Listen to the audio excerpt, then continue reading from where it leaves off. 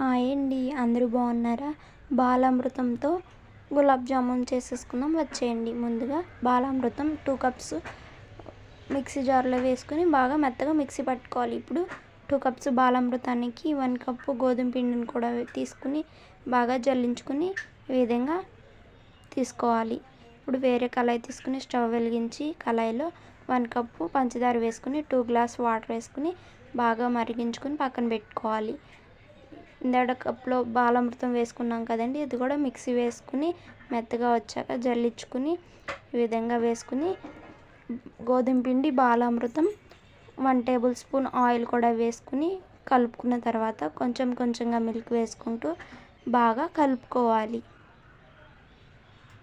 చూసారు కదండి, ఈ విధంగా కలుపుకుంటూ గట్టిగా ఉండలు వచ్చేలాగా కలుపుకోవాలి.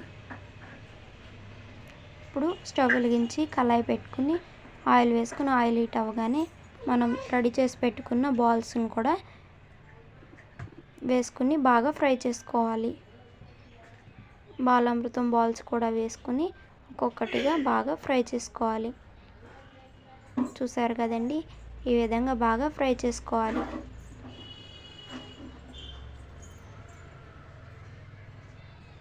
ఇప్పుడు మనం పంచదార పాకం రెడీగా ఉంది కదండి, ఫ్రై అయిపోయిన బాలామృతం గులాబ్ జామున్ కూడా తీసుకుని పాకంలో వేసేసుకోవాలి. ఈ విధంగా మొత్తం వేసేసుకుని 1 అవర్ పాటు బాగా నానబెట్టుకోవాలి. 1 అవర్ తర్వాత తింటే బాగుంటాయండి. రెడీ అయిపోయినాయండి బాలామృతం గులాబ్ జామున్.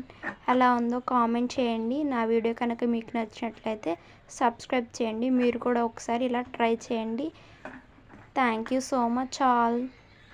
ప్లీజ్ లైక్ చేయండి, సపోర్ట్ చేయండి, కామెంట్ చేయండి, సబ్స్క్రైబ్ చేయండి.